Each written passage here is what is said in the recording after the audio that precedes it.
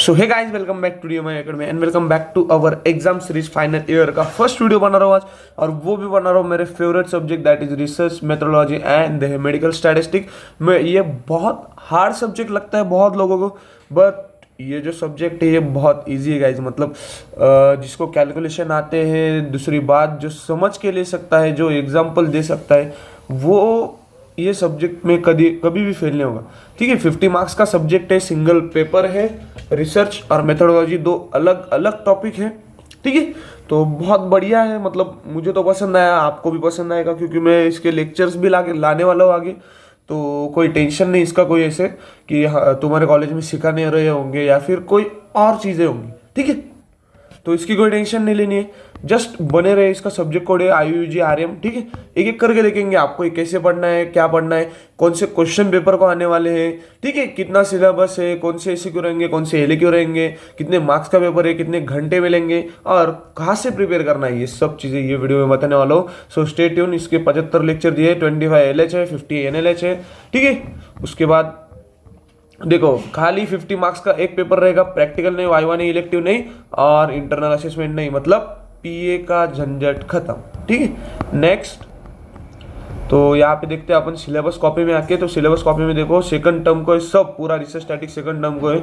Research के 10 है, तो 10 टॉपिक है, तो वो 10 टॉपिक के लिए 30 मार्क्स का डिस्ट्रीब्यूशन दिया है। और स्टैटिक्स के 11 टॉपिक है, जिसके 11 टॉपिक है, जिसमें 20 मार्क्स का 11 टॉपिक का डिस्ट्रीब्यूशन दिया है। तो ये सब टॉपिक है, बहुत ईजी है, अपन एक एक करके देखेंगे।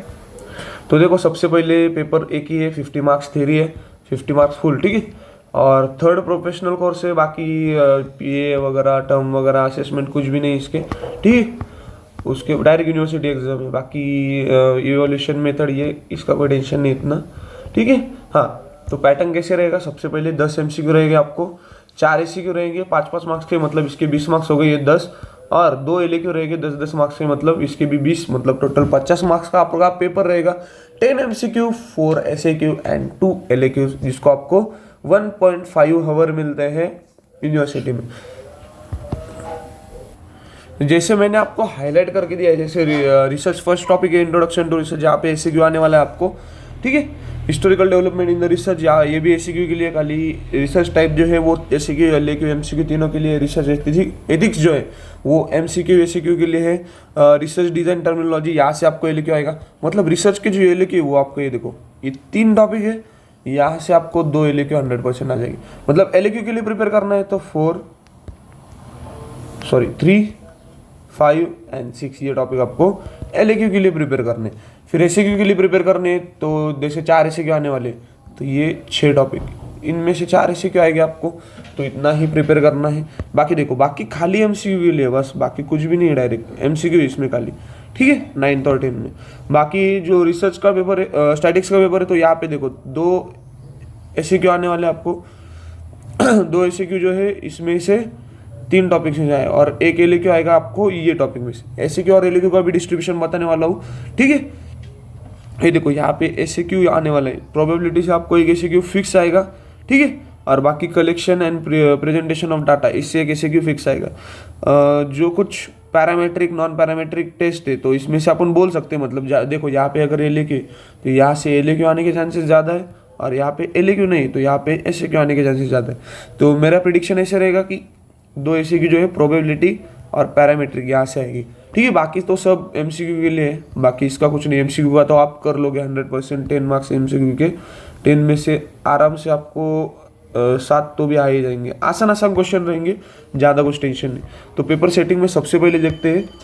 ठीक है, पेपर पे देखो डिस्ट्रीब्यूशन, तो 5 MCQ RM के रहेंगे MCQ में, और 5 जो है वो स्टैटिस्टिक के रहेंगे। फिर SAQ में देखो 4 SAQ, तो 3 SAQ RM के रहेंगे, मतलब रिसर्च के रहेंगे, और एक SAQ अपने को स्टैटिक्स से आने वाला है।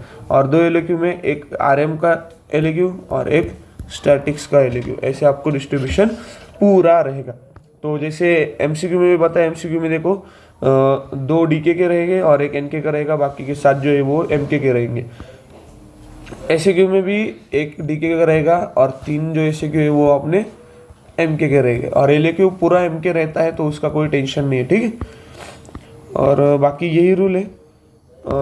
ठीक है, प्रैक्टिकल एग्जामिनेशन के लिए आपको नॉट अप्लीकेबल है। बाकी बुक रेफरेंस देखते हैं आपको कहाँ कहाँ से पढ़ना है। अच्छी बुक बता तो एकदम, तो जैसे गुप्ता की है तो गुप्ता की अच्छी बुक है। बाकी बैनर्जी की है, बैनर्जी वो भी अच्छी बुक है। उसके बाद Kothari is also an good book, ठीक है। और अपने महाराष्ट्र में जो सबसे ज़्यादा चलने वाली है तो वो है अपनी अजित पाटिल सर की बुक, ठीक है, डॉक्टर अजित पाटिल सर की बुक रिसर्च मेथोडोलॉजी की, तो वो बुक आप रेफ़र कर सकते हो। बाकी रिसर्च मेथोडोलॉजी स्टैटिक्स के अभी मैं लेक्चर सीरीज़ लाने वाला हूँ। यस, टाइम लगेगा पर एक एक लेक्चर, एक वीक में 2-2 लेक्चर मैं डाल दूंगा।